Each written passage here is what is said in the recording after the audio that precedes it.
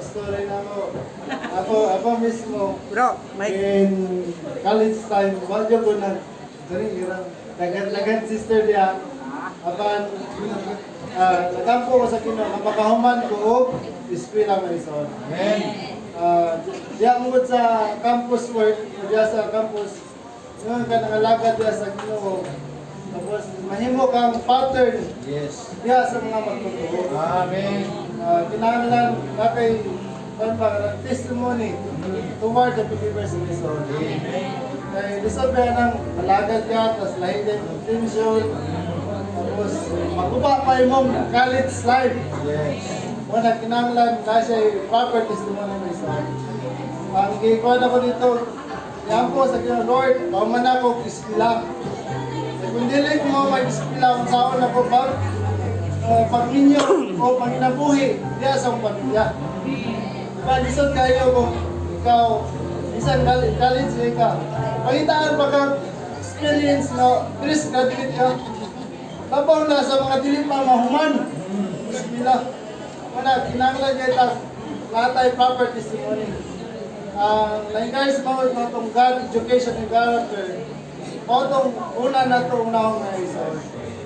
Una na tayo Diyos, tapos gusto ang atong education, tapos mahusto po ang atong karakter. Amen. Tapos sa pagmalagad ta, upan sa mga ison, mahimot ang pattern na alam mga ison. And then, after ko na, sa bisan pa sa Kaiser na ko, si Jonah, dito sa district meeting, dito na ako siya nakita. Kasama mo pinaka-district ko, tapos tigong siya sa district sa Bangkal. Then, 2014 o 2013. Dito na diba sa student center, pero 2012 pa, 2012, dito nagkaroon na siya nakita sa district sa Bangkal. Tapos, na-develop siya dito sa organization meeting, sa mga meeting mga ison. Ayan, people's meeting. Pero dili pa mamuya ba? Kaya maguba man ng testimony. Tapos after sa human na o eskwela, human na dito na lang ko nag-decide o panguyab mga ison.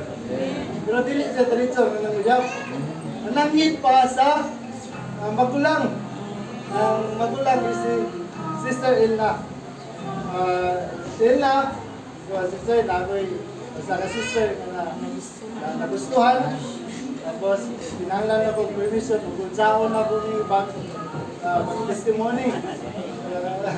Oto, tugutan sa inyo na, sige, kayo gusto namin nalitan. At dahil so, 28, dahil sa 28, ano siya nga, tiguwang na mo. Pero, pasalamat ko nga na sister na po nagatiman, alam mo. Amen. Oto, langit ko siya, unsaon. Si sister, dili, panguyab ko, pinanglan ako niya, supporting, worship, isang po, panguyab na ka-cellphone na, o Facebook na, pinanaw na may proper nga, mag-worship diya sa kamay mo. Then, moto nga, nagagawin gayon, moto, nagagawin pa kayo sa fulak na mo, sa first date na mo, dinahon may, kasuman, magpangahon, Atomic Park, sa Restorian. Tapos, Bacala City, wala na yun. Salamat sa Ginoo nga i-preserve kami hangtod karon may isa. Salamat sa Ginoo nga kana dyan siya, dili siya plano nato kung dili plano na sa Dios may isa. Ato lang is one puta kung kinsa man atong ipangayo diya sa Ginoo. Ang akong giban sa Ginoo, Lord, ihatag man nimo, dili man nimo ihatag. Pagpasalamat ra ko nga nakaalam ako. Kaya karang butang isang katabang man. Kuwan man kanang tagtok man alang sa panahon. Mao jay nang sa panahon sa Ecclesiastes 3:11 nindot yung panahon kung mana ka diya sa Ginoong Maison. Tanang butang submit na to. Tapos bisan sa kanyon, bisan mo sa mga pagsulay. Matingala mo ko nga dili kayo ko kan ba? Dili kayo ko kuan sa Ginoo sa Sister Jonah. Tungod ay sa pakigugma na ako diya sa Ginoo. Dawi kay ta may gugma sa Ginoo, dawi punta may gugma sa atong gugma. Amen. Salamat po. Salamat kayo sa nagtanggong ining kasal Maison. Sa mga bisita, sa mga higala, sa mga friends, tanan nga itambong ining kasal. Bisan sa atong mga ginikanan. Sa mama,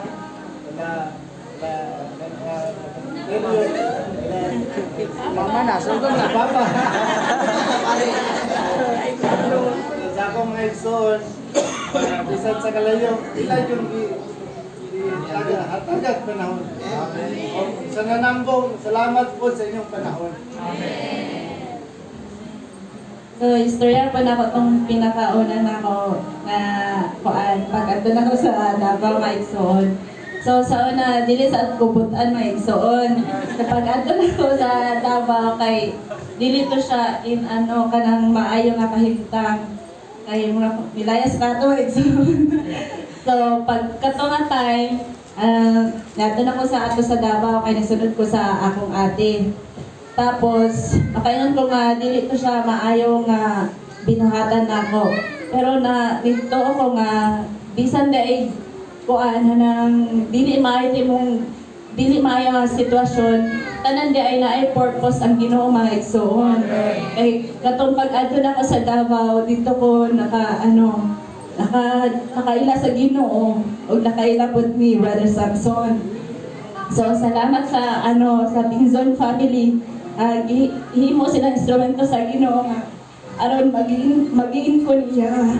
So mo to maigsoon nga nakadawat ko sa kinabuhi sa Ginoo o naka-attend ko sa mga meeting, tapos sa mga YP meeting, tapos katong 2012 mo to igom na ako sa bangkad, tapos dito po na ako siya na nakita. Tapos pagka 2014 dito na ako na baptize. Tapos nag-a-appeal na ako og mga meeting maigsoon. Tapos pagka 2016 dito sad ko naka PTO. Pagka manog PTO mo pud paghuman niya og pag-eskwela. So mo dito na nagsugod ang among kuan pag courtship. So salamat sa Ginoo nga tanan di ay anang pahilo na niya maigsoon. Itong giingon sa Ecclesiastes 3:11 nga, everything is beautiful in its own time. Salamat sa Ginoo nga, bisan og sa among pagpanarbaho, lagyo mi for 6 years. Apan gipreserba ra gyapon mi niya maigsoon. O karon nagpusa na gyud mi maigsoon. So salamat sa Ginoo nga naadyo siya gihapon sa amuang taliwala maigsoon bisag daghang mga kakulian sa among relasyon, bisag sa kalayo maigsoon, apan giatiman gihapon ni sa Ginoo maigsoon. So salamat maigsoon sa padayon po inyong pagpangatiman kanamo sa kay Brother Samson, sa ako sa amuang matag pamilya, ug sa pag-atiman pagtabang ka namo nga ma-successful ning wedding. Salamat kay maigsoon. Daghang salamat Maigsoon. Sa